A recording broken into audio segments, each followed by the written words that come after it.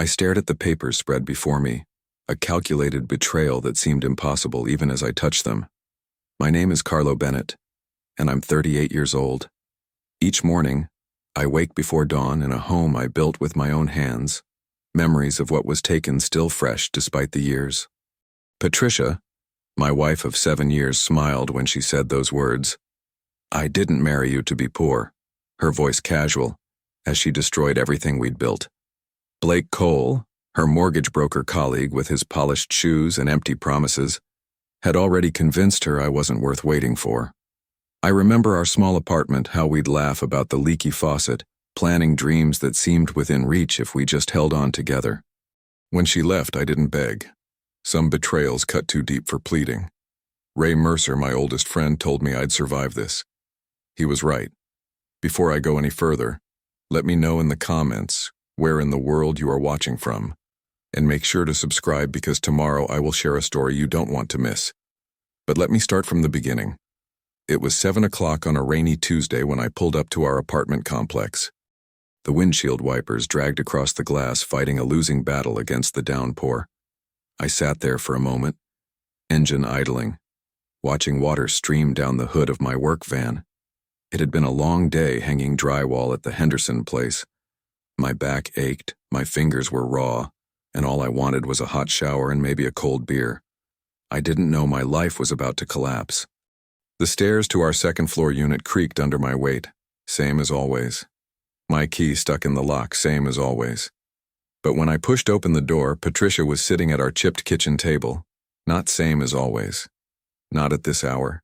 Not with that look on her face. Not with papers laid out in front of her, corners aligned too perfectly. "You're home early," I said, wiping my boots on the mat. Drywall dust clung to my jeans, a white film that never seemed to wash out completely.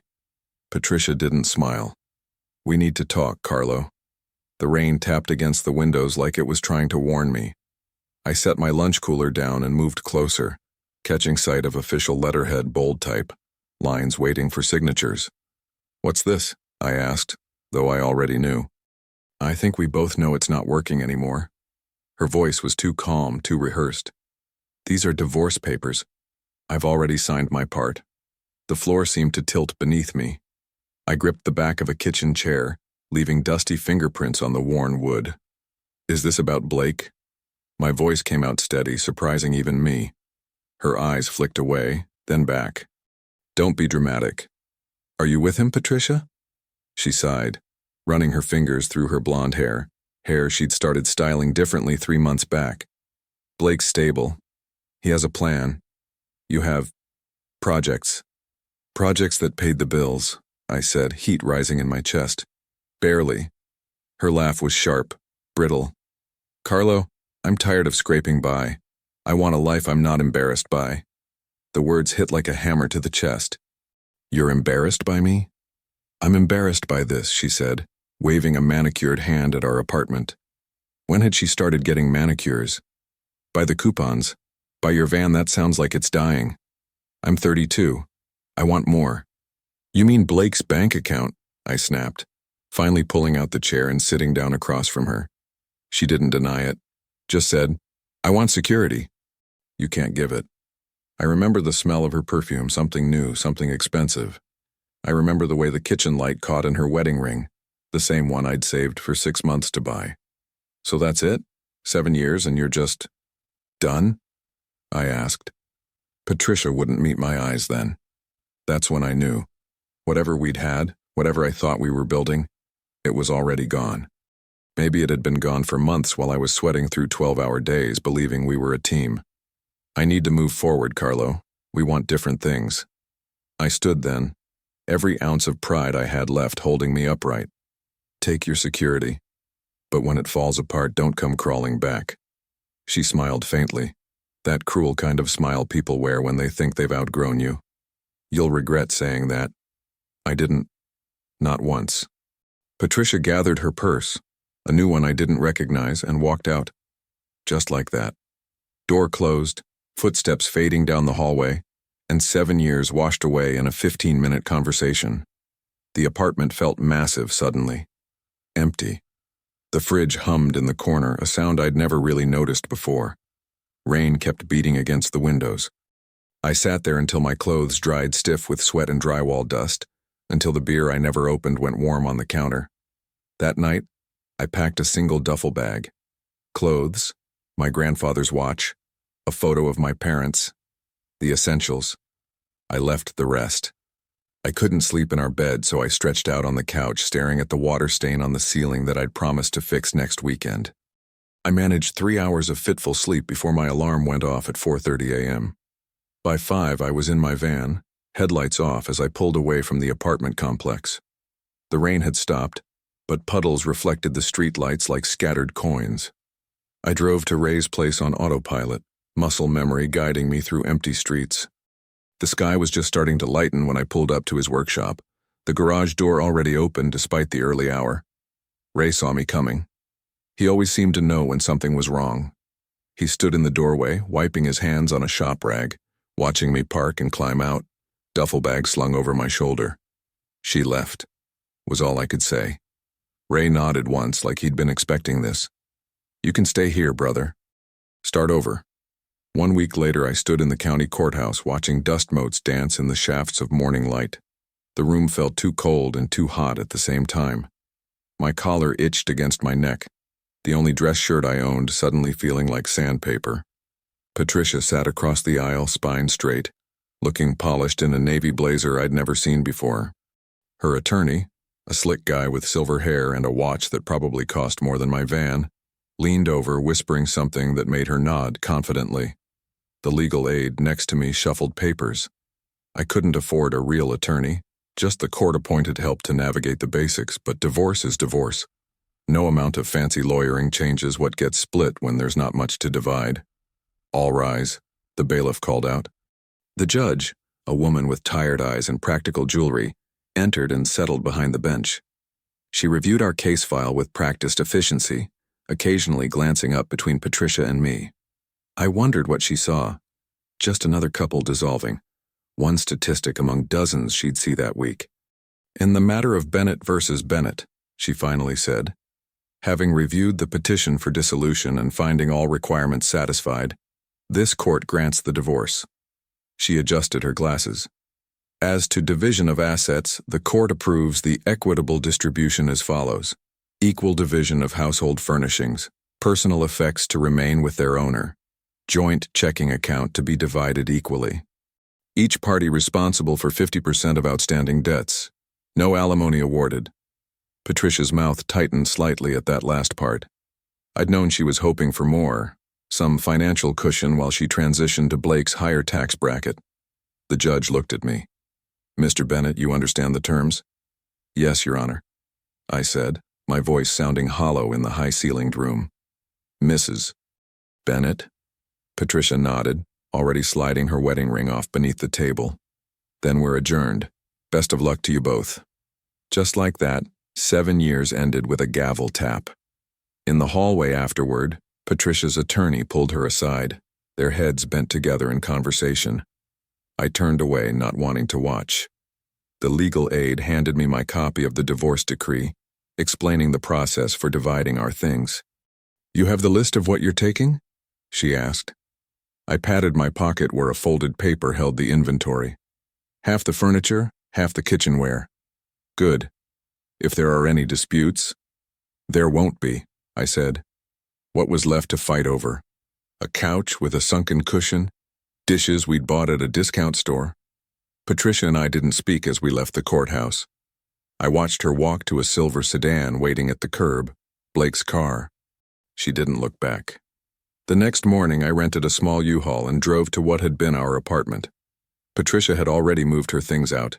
The place felt like a half-empty shell, like someone had carved out all the warmth and left only the framework.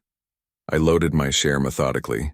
The old TV stand, half the dishes, my tools, the coffee table my father had helped me refinish years ago. The bed frame and mattress we'd shared went to Goodwill. I couldn't stomach sleeping on it again. By noon, I'd transported everything to Ray's place above his garage. The apartment was small, just a main room with a kitchenette, a bathroom, and enough space for a cot and dresser. I stacked the furniture against one wall, knowing most of it wouldn't fit. I'd sell it eventually. As I finished arranging what little I could use, The overhead light flickered and went out. I sighed, dug through my toolbox for a replacement bulb, and dragged a chair beneath the fixture. Ray appeared in the doorway, holding 2 steaming mugs. "Figured you could use this," he said, setting mine on the counter. "How'd it go?" "Clean split, no surprises." I twisted the new bulb into place, and light flooded the room again. Judge made it quick. I stepped down from the chair and we moved to the small window overlooking the street. Morning traffic crawled by, people heading to jobs, to families, to lives that still made sense to them. We sipped our coffee in silence. "You know what's strange?" I finally said. "I don't even feel angry, just empty." Ray nodded. "That'll pass." "I'm not going to waste time hating her," I said, surprised to find I meant it. "Won't give her that power." "So what's the plan?" I considered the question. "Start over. Build something from scratch. Something that's just mine." That evening, after Ray headed home to his place next door, I sat at the small table I'd kept from the apartment. I opened a fresh notebook, uncapped a pen, and wrote at the top of the first page, "Business plan. Start small construction." I'd been working construction since I was 19. I knew every aspect of the trade, what made projects succeed, what made them fail. I'd been making other men rich with my skills for years. Maybe it was time to make myself something. The rain started again, tapping against the roof in a steady rhythm. Across the street, the pawnshop's neon sign blinked open in electric blue, casting a glow through my window. I stared at that sign, feeling something stir inside me that hadn't been there in the courthouse or the empty apartment or even during the divorce itself. Something like possibility. "So am I," I whispered to the empty room, the words hanging in the air as the rain picked up its pace. "So am I." The sky was just beginning to lighten, painting the horizon in washed-out blues and pinks when Ray's truck rolled to a stop outside the client's house. The neighborhood was still sleeping, curtains drawn, porch lights creating pools of yellow against the pre-dawn gloom. We worked in near silence, hauling lumber from the truck bed into the backyard, our breath creating small clouds in the cool morning air. 12-footers to the left, Ray directed, adjusting his work gloves. 2x4s against the fence. My muscles protested as I hefted another stack of boards. 2 days after finalizing my divorce, and here I was, back to the physical grind. Not as an employee anymore, but as Ray's partner in our fledgling venture.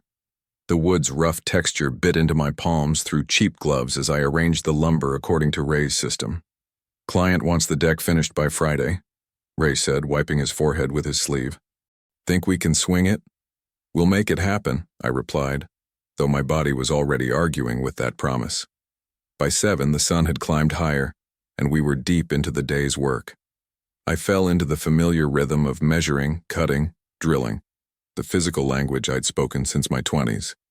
While Ray worked on the deck frame, I headed inside to assess the fire damage in the kitchen. The walls were scorched black above the stove, the ceiling beams exposed where the flames had eaten through drywall. I ran my hand over the damage, calculating materials, time, costs. This would be 3 days' work at least, on top of the deck outside. I made notes in my pocket pad, the same one where I'd scratched out our business plan 2 nights ago. Lunch was a turkey sandwich eaten while sitting on a 5-gallon bucket, phone propped against my knee as I returned calls from potential clients. My knuckles were already split, tiny fissures from the dry wood and constant work. They stung when I washed my hands in the client's garden hose before returning to the job. By sundown, my shirt was soaked through with sweat, my shoulders burning from hours of overhead work replacing drywall in the kitchen. We'd made progress, good progress, but tomorrow would be another dawn-to-dusk marathon. "Not bad for day 1 as official partners," Ray said as we loaded tools back into his truck. He handed me an envelope. Client paid the deposit, on time. I weighed the envelope in my hand. Not much, but it was ours. "First brick in the foundation," I replied. The weekend brought no real break. Saturday morning I woke to my 5 a.m. alarm just the same, though instead of heading to a job site, I sat up at the small table in my garage apartment. Ray had lent me his old laptop, and I'd enrolled in an online construction management course. Basics of business planning, project estimation, and client management. The coffee pot gurgled in the background as I logged in. The screen's glow harsh in the dim apartment. I'd never been much for academics, but desperation is a powerful motivator. If I was going to rebuild my life, I needed more than just skill with a hammer. Hours blurred as I worked through modules about overhead calculations and profit margins. My neck cramped from hunching over the small screen, but I pushed on until the afternoon when Ray knocked on my door. "Got a small repair job," he said. "Burst pipe. You in?" The pattern continued through the week. Days were for physical labor, replacing rotted floorboards in an elderly woman's bathroom, patching a storm-damaged roof for a young family, rebuilding a collapsed porch.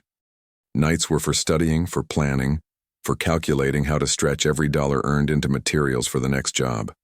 My hands developed calluses on top of calluses. My back ached constantly, but something else was growing too. A reputation. The elderly woman called her sister who needed windows replaced. The young family recommended us to their church where the pastor needed volunteers for a community project, paid work that could lead to connections. "We're getting there," Ray said one evening as we tallied the week's earnings at his kitchen table. "Slow, but we're getting there." I nodded, too tired for words but feeling the truth of it. Each completed job, each referral, each paid invoice was a small victory against the collapse of my former life. Wednesday night, just past 10, my phone rang. I almost didn't answer, my eyes burning from staring at budget spreadsheets all evening. "Carlo Bennett," I answered, voice rough with fatigue. "Mr. Bennett, this is Sandra Wilkins. I'm a real estate agent with Coastline Properties." The woman's voice was crisp, professional. "One of your recent clients, the Hansons, gave me your number. I have a property that needs significant renovation work before listing. Would you be interested in discussing the project? It's substantially larger than what you may have been doing."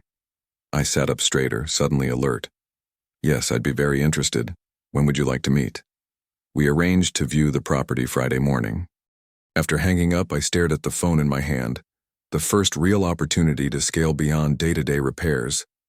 At midnight, I closed my notebook, rubbing my eyes.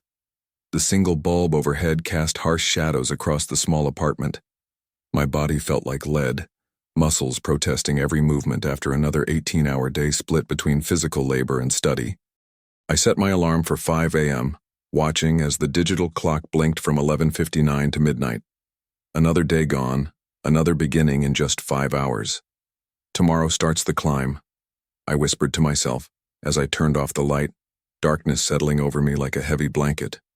The alarm jarred me awake at 5 sharp. My body protested, muscles stiff from yesterday's labor, but I swung my legs over the side of the bed anyway. No time for second thoughts. An hour later, Ray and I pulled up to the storm-damaged house Sandra Wilkins had shown me on Friday. 2-story colonial with a collapsed section of roof, water damage throughout the second floor, and a basement that had flooded then molded.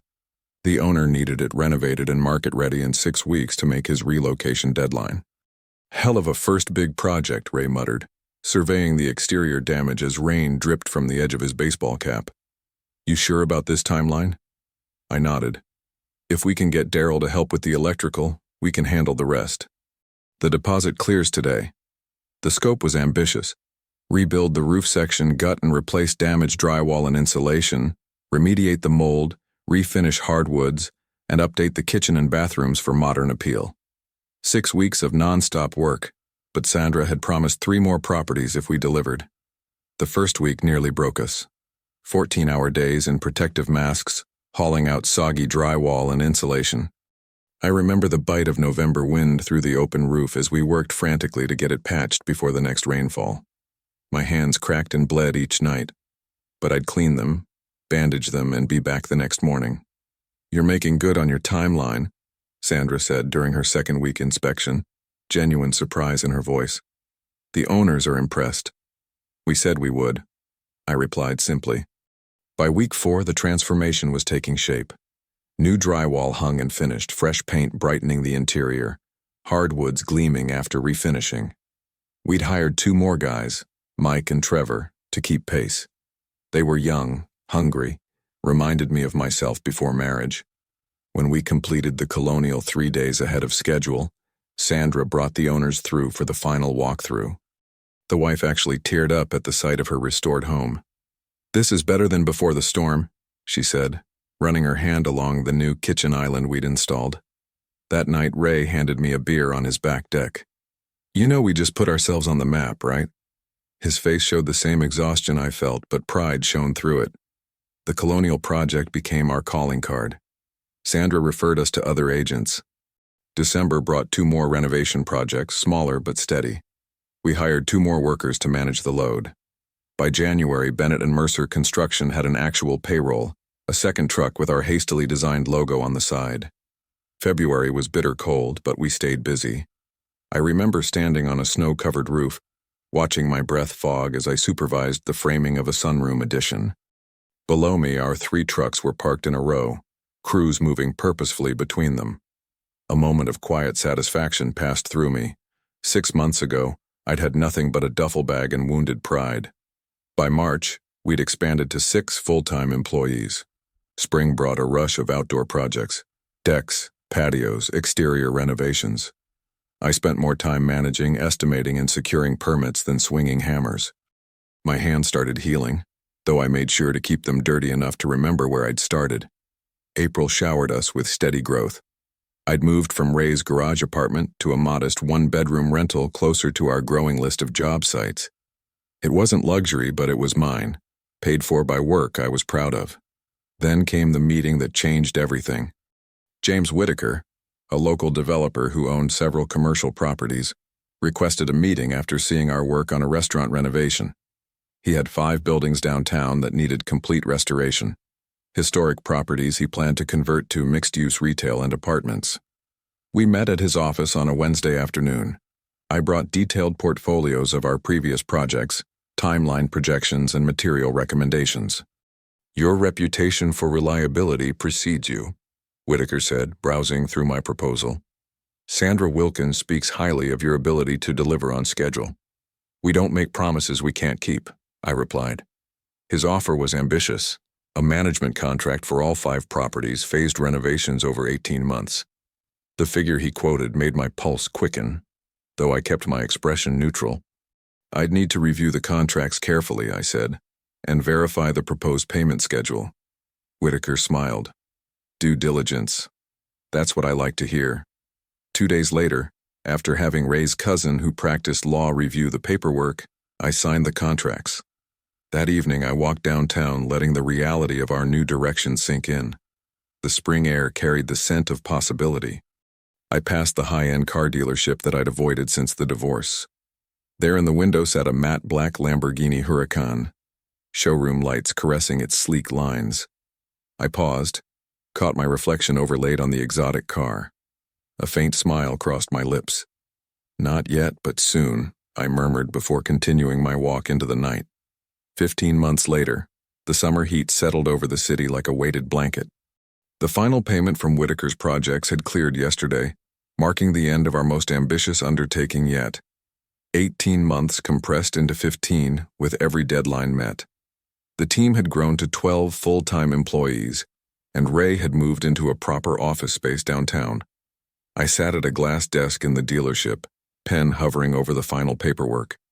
The sales manager, a slim man named Garrett with perfectly styled hair, slid another document toward me. "Just the financing agreement left, Mr. Bennett," he said. I shook my head, setting the pen down. "No financing. I'm paying cash." His eyebrows lifted slightly. "Of course, I'll adjust the paperwork." While he stepped away, I gazed through the window at the matte black Lamborghini Huracan waiting in the delivery bay. 3 years ago, I'd been counting quarters to buy gas for my work van. Now I was signing away more money than I'd once made in 3 years, and I didn't even flinch. The numbers in my account still looked healthy, more than healthy. "Remember how you used to agonize over a $50 grocery bill with Patricia, when buying name-brand cereal felt like a luxury?" Garrett returned with revised papers. "Here you go, Mr. Bennett. Just need your signature, and she's all yours." I signed my name with the same steadiness I used on construction contracts. No flourish, just purpose. 30 minutes later, key fob in hand, I slid into the driver's seat. The leather embraced me like it had been waiting. The dashboard lit up and the engine purred to life. Not the aggressive roar you might expect, but something more controlled, like a predator saving its energy. Take it easy at first, Garrett advised through the open window. It responds differently than what you're used to. I nodded and eased out of the dealership, feeling the restrained power beneath my foot. The car moved like liquid metal through traffic, drawing looks from pedestrians and other drivers. I kept my speed modest, learning its responses as I navigated toward downtown. The sensation was strange, not just driving such an exceptional machine, but the awareness that I could afford it, that I'd earned it. Every penny from work done well, contracts delivered on time, promises kept. I turned onto Maple Avenue, then right onto Main Street, the old neighborhood. I hadn't planned this route, at least not consciously, but some magnetic pull drew me here. Past the hardware store where I'd bought supplies for our first apartment. Past the bank where Patricia and I had opened our joint account, so optimistic about our shared future. And then, the cafe. That cafe. We'd argued outside it 3 years ago, Patricia's voice rising as she waved a bank statement. "We can't even afford a decent dinner out," she'd hissed, embarrassment coloring her cheeks as passers-by pretended not to notice. Today, the sidewalk tables were filled with summer patrons in sunglasses, sipping iced coffees. And there, stepping out the door with a tall glass of something frozen, was Patricia. She looked the same, yet different. Her blonde hair shorter now, her sundress expensive-looking. She laughed at something her companion said, that practiced laugh she used in social situations. The stoplight ahead turned red. I eased to a halt, the Lamborghini whispering to a stop directly across from the cafe. That's when it happened. Patricia's gaze drifted toward the sound of the exotic engine. I watched her eyes track the unfamiliar car, widening slightly at its obvious value. Then her gaze reached the driver's window. Her hand froze mid-gesture. The laughter died on her lips. The friend beside her continued talking, unaware that Patricia had stopped listening. Our eyes locked across the distance. 3 years compressed into a single moment of recognition. Her lips parted slightly. I could almost hear her thoughts recalibrating, assumptions shattering. The memory of her contempt hovered between us. "I didn't marry you to be poor." The dismissal in her voice when she'd looked at my work boots. The way she'd rolled her eyes at my projects. The light turned green. I pressed the accelerator, gently, not showing off, not proving anything. The Lamborghini responded with a controlled roar, pulling away smoothly. In the rearview mirror, Patricia's silhouette grew smaller, her stunned expression fading as the distance between us increased once more. I pulled the Lamborghini into my driveway around 9 that night. The engine quieted as I killed the ignition, leaving only the soft click of cooling metal in the darkness. My condo complex sat on the edge of the city, close enough for convenience but far from the garage apartment where I'd started over. I didn't turn on lights immediately when I entered, just stood in the living room savoring the silence. The furniture was minimal but quality. A leather couch, a glass coffee table, a few black and white photographs of city skylines. No clutter. Nothing I didn't choose myself. When I tossed my keys onto the kitchen counter, they skidded against the granite with a satisfying clatter. The sound reminded me of how far I'd come from the fold-out cot at Ray's.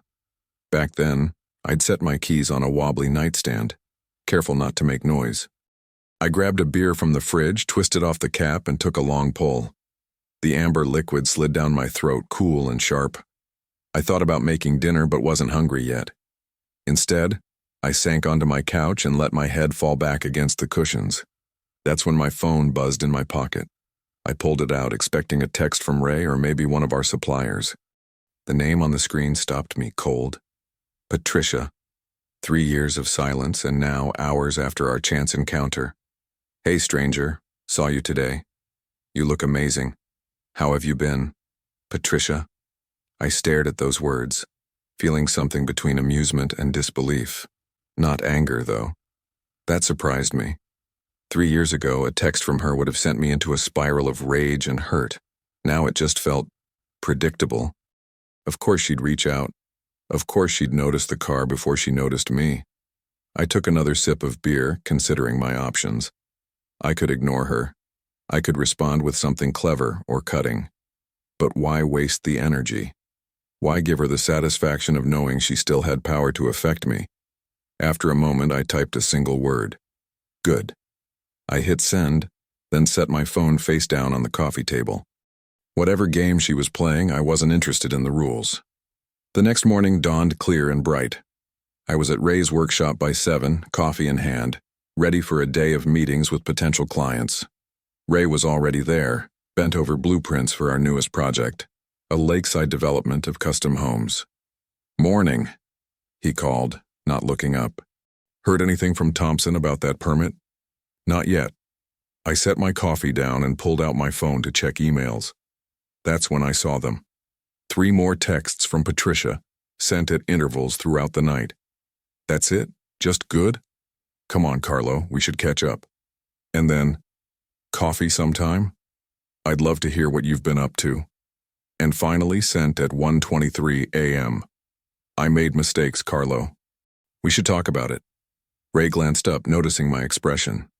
What's up? Bad news? I shook my head, feeling that same strange detachment. Patricia. She wants to catch up over coffee. Ray's eyebrows shot up. Patricia? Your ex? The one who said I'd never amount to anything? Yeah, that one. Damn. Ray straightened, crossing his arms. What are you going to do? I looked at the messages one more time, then deleted them all with a swipe of my thumb. Nothing. I tossed my phone onto the workbench and reached for my tool belt. In one smooth motion, I fastened it around my waist, the familiar weight grounding me. I grabbed a hammer, the handle worn to the shape of my palm. Hey, I called to Ray. Mind if I turn up the music? He grinned. Go for it. I cranked the workshop speakers, letting rock music drown out any thoughts of Patricia. For the next few hours, I lost myself in the rhythm of work, measuring twice, cutting once, driving nails with clean strikes. The repetitive motion cleared my head better than any conversation could. By evening, I'd forgotten about the texts. I stood on my balcony, nursing another beer, watching city lights flicker on as dusk settled. The air carried a hint of coming autumn. From this height, I could almost make out Ray's garage in the distance, the place where I'd rebuilt myself nail by nail, contract by contract. I'd been afraid back then, humiliated, but never beaten. My phone sat on the balcony railing, dark and silent. Then suddenly it lit up, casting a blue glow against the gathering shadows. One new message. Patricia's name glowed on the screen. 1 week later, I straightened my tie in the mirrored wall of the Grand Riverside Hotel. The city's Builders Association annual gala was in full swing. White tablecloths, champagne flutes, and every construction magnate in 3 counties packed into one ballroom. Not my usual scene, but as one of the event's sponsors, I had obligations. Carlo Bennett, a booming voice called from behind me. I turned to find Marcus Heller, the association president, approaching with his hand outstretched. His gray hair was perfectly combed. His suit probably cost more than my first truck. Glad you could make it, he said, gripping my hand firmly. Your company's growth has been impressive. People are taking notice. Thanks for having us, I replied, scanning the room. Ray and I are grateful for the opportunity. You earned it. Those downtown renovations put you on the map. We chatted about upcoming projects, city permits, and the usual industry gossip. Throughout our conversation, I felt at ease. A stark contrast to how these events used to make me feel, like I didn't belong. Over the next hour, I worked the room methodically, shaking hands with suppliers, exchanging cards with potential clients, answering questions about our restoration techniques. The confidence came naturally now. Not arrogance, just the steady self-assurance of someone who had rebuilt their life from the foundation up. I was discussing concrete suppliers with a city planner when I felt the shift in the room's energy before I saw the cause. A ripple of attention moved through the crowd near the entrance. When I glanced over, my stomach tightened. Patricia. She stood in the doorway wearing a sleek black dress that probably cost half a month's rent from our old apartment. Her blonde hair was swept up elegantly, diamond studs catching the light. Next to her, no Blake. Just a careful smile as her eyes scanned the room. This was no coincidence. I excused myself from the conversation and turned toward the bar, hoping to avoid a scene. Too late. Carlo. Her voice carried across the room with practiced enthusiasm. It's been forever. I took a slow breath and turned, composing my face into a neutral expression as she rushed over, champagne glass in hand, perfume announcing her arrival before she did. Patricia, I said evenly. Didn't expect to see you here. She laughed. That familiar, slightly too loud laugh she used when nervous. I know. Crazy, right? I'm helping with PR for Davidson Development now. She gestured vaguely toward a group across the room. When I saw your company on the sponsor list, I thought, what are the chances? Pretty damn high when you've been texting me for a week, I thought. How have you been? I asked politely, not because I cared, but because it was easier than calling her bluff. Oh, busy. She waved her hand dismissively, diamond bracelet catching the light. But look at you. Everyone's talking about your company, the contracts you've landed. I always knew you had it in you. I almost choked on my drink. Really? I kept my tone neutral despite the blatant revision of history. That's not how I remember it. Her smile faltered slightly. A couple nearby glanced our way, then quickly pretended they weren't listening. Well, she lowered her voice, leaning in conspirationally. Things were complicated back then. She touched my arm lightly. We should grab coffee sometime, catch up properly. I noticed her eyes darting around the room, gauging who might be watching this reunion. Always performing for an audience. That hadn't changed. I'm pretty booked, I said, stepping back slightly. Surely not too busy for an old friend. Her smile turned slightly desperate. I've missed our talks. Several people nearby had stopped pretending not to listen. The murmurs grew as they recognized the awkward reunion playing out. I looked at Patricia directly, keeping my voice level. You told me I'd never be enough. Looks like you were wrong. The words hung in the air between us. Her face flushed as she realized people had heard. Her eyes darted sideways, noticing the attentive onlookers, some nodding in quiet approval. Carlo, she started, her composure cracking.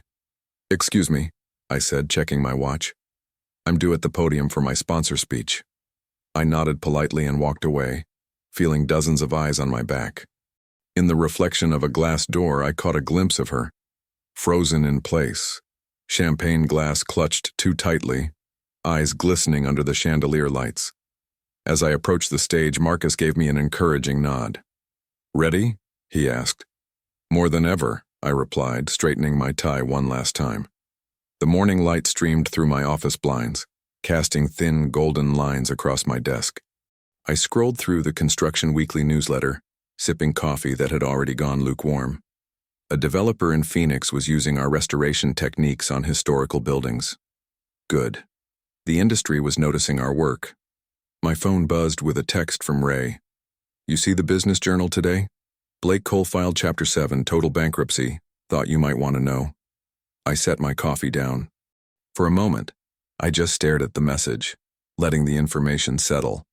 Not surprise, more like confirmation of something I'd suspected would eventually happen. Thanks, I texted back. Not surprised. I opened the local business journal on my tablet and found the article quickly. There it was in black and white. Cole Mortgage Ventures files for bankruptcy, multiple lawsuits pending. The photo showed Blake leaving a courthouse, his once perfect suit now rumpled, expression haggard beneath designer sunglasses. I skimmed the details. Unpaid debts exceeding $2.4 million, foreclosed property holdings, investor lawsuits alleging mismanagement of funds. The reporter noted a pattern of high-risk investments and lavish personal spending that had finally collapsed. The article mentioned significant lifestyle downgrade expected for Cole and his wife, Patricia. And I paused at the outdated information. Remember when you're 24 and your truck breaks down in the rain? That sudden sinking feeling when the engine dies and you realize you've got a long, wet walk ahead? I'd felt that once, literal and metaphorical, when Patricia had complained about my embarrassing vehicle. Now I felt nothing but a quiet stillness, no schadenfreude, no satisfaction, just peace. I closed the article and found myself remembering those curated social media posts from the early days after our split. Patricia and Blake in Santorini, her laughing with champagne glass raised. Patricia by the infinity pool in Cabo, designer sunglasses catching the sunset. Patricia at charity galas in dresses I could never have afforded. All that carefully constructed image now collapsed like a house built on sand. My desk phone rang. "Carlo Bennett," I answered. "Carlo, it's Marcus from the chamber event last night. Great speech, by the way." "Thanks, I appreciate that." "Listen, awkward question." His voice dropped slightly. "That woman who approached you, Patricia, wanted to give you a heads up. She's been asking around about your business. Thought you should know."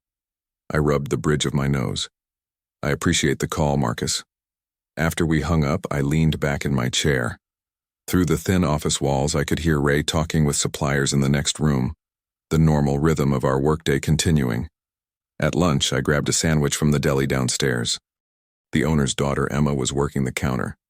"Hey, Mr. Bennett, Dad said to tell you we got that catering request for your job site meeting tomorrow." "Perfect, thank you." She hesitated, then added in a lower voice, Just so you know, there was a lady in here earlier asking about you. Blonde, kind of fancy. Said she was an old friend but gave me weird vibes." I nodded. "Thanks for the heads up." Back in my office, I checked messages. 3 missed calls from a blocked number. I deleted them without listening. By mid-afternoon, 2 more acquaintances had mentioned seeing Patricia around town, each conversation carrying the same subtext. She was asking questions, trying to reinsert herself into my life. Marcus called again with concrete information. "Thought you should know.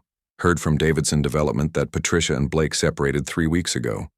She's been looking for PR work since his business tanked. The puzzle pieces fit together now. The Lamborghini sighting, the sudden texts showing up at the networking event, all calculated moves from someone who'd lost her security and was scrambling for a backup plan." As the sun began to set, I closed my office blinds one by one, dimming the harsh orange glow. I powered down my computer, turned off my phone, and locked the door behind me. In the parking garage, the Lamborghini waited, sleek and patient. I slid into the driver's seat and sat there for a moment in silence, hands resting on the steering wheel. The engine hummed to life, throaty and powerful as I pulled onto the empty streets. Downtown was quiet at this hour, streetlights sliding over the hood in rhythmic patterns of light and shadow. I rolled down the window, letting the cool night air rush in. 5 years of rebuilding, of careful work and steady progress had led to this moment of clarity.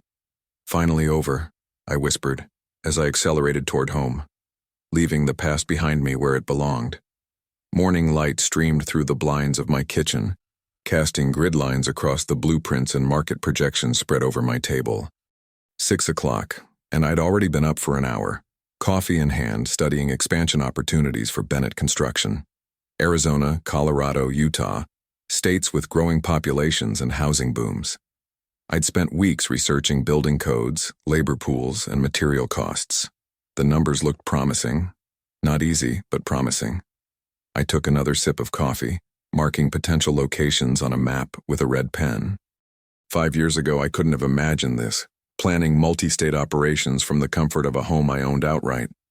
Life has a way of surprising you, both with what it takes and what it gives back. The doorbell rang at 9.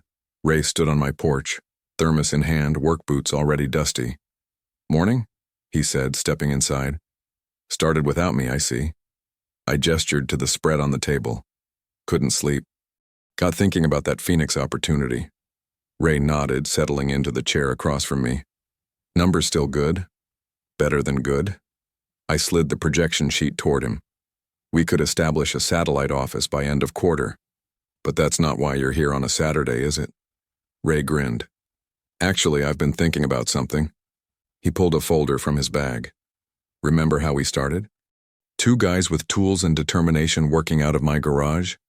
Hard to forget," I said, smiling slightly. The memory of those early days, Ray offering me shelter when I had nothing, would never fade. "I think we should pay it forward." He opened the folder, revealing a detailed proposal. An apprenticeship program, 4 positions to start. Give some young guys and girls the shot we never had. I studied the outline, impressed with the thoroughness, training schedules, equipment needs, potential projects suitable for beginners. This is solid work, Ray. The business is stable enough now. We could mentor them, teach real skills, not just construction, but how to run a business right. I thought about it, running my finger along the edge of the paper. "Let's do it," I said finally. "But let's make it 6 positions instead of 4. Ray's face lit up. "You serious?" "Dead serious. We'll need the workforce for expansion anyway." We spent the next 3 hours refining the plan, talking through logistics and timelines. It felt good, purposeful, building something that wasn't just about profit but about legacy. At lunchtime, my phone buzzed with an incoming text. Patricia's name appeared on the screen and I felt that familiar tightness in my chest. Not pain anymore, just awareness. "Carlo, I need to apologize properly. What I did was unforgivable. The way I treated you, the things I said. I was wrong about everything. Could we please talk? Just once?" Ray noticed my expression. "Her again?" I nodded, reading the message once more before deleting it. No response needed. "You okay?" Ray asked. "Yeah," I said, and meant it. "I think I need some air, though." After Ray left, I grabbed my keys and headed for the lake road. The Lamborghini hugged each curve as I drove, windows down, spring air rushing through the cabin. I wasn't running from Patricia's message. I was simply choosing my own path forward. I pulled over at the scenic outlook, cutting the engine. The lake stretched out before me, sunlight dancing across the water. In the tinted window, I caught my reflection, lines at my eyes that hadn't been there 5 years ago, hair slightly thinner, expression calmer. I barely recognized myself sometimes. Not physically, but deeper. The man who stared back at me had weathered storms and emerged stronger, not bitter, just wiser. By early evening, I'd returned home to shower and change before meeting a new potential client at the restaurant overlooking the harbor. I arrived early, reviewing the proposal once more before she entered. Claire Adams walked in precisely on time. Practical business suit, minimal jewelry, firm handshake. She ran a non-profit focusing on affordable housing initiatives, exactly the kind of project that interested me most these days. "Mr. Bennett," she said as we sat, "thank you for considering our project." "Carlo, please," I corrected, "and I should be thanking you. Your organization's work aligns perfectly with our new community focus." Throughout dinner, we discussed building specifications, timelines, and budgets. Claire was sharp, prepared, and treated me with the easy respect of equals. No games, no hidden agendas, just straightforward professional courtesy. "You know," she said over dessert, "your reputation precedes you. People say you build things that last." "I try to," I replied, meeting her gaze. Something passed between us then, a moment of recognition that extended beyond business. She smiled slightly before returning to the contract details. We parted with another handshake and plans to meet the following week. As I drove home, I found myself thinking about her directness, her intelligence, qualities I'd come to value above all others. The sun was setting as I pulled into my driveway, casting long shadows across the lawn. I parked the Lamborghini and stepped out, taking a moment to stand beside it in the fading light. Crickets had begun their evening chorus, a gentle backdrop to my thoughts. I looked toward the horizon, where orange and purple streaked across the sky. The air smelled like fresh-cut grass and possibility. "I'm finally ready to let life in again," I said softly. The words carried away on the evening breeze. The engine ticked as it cooled, a rhythmic counterpoint to the crickets. My world felt balanced, at peace. Not because everything was perfect, but because I'd learned to build something stronger from the broken pieces. I believe stories such as this find us for a reason. If this one touches you, please subscribe. I share a new one every day. In the meantime, there are 2 stories on the screen that are even better.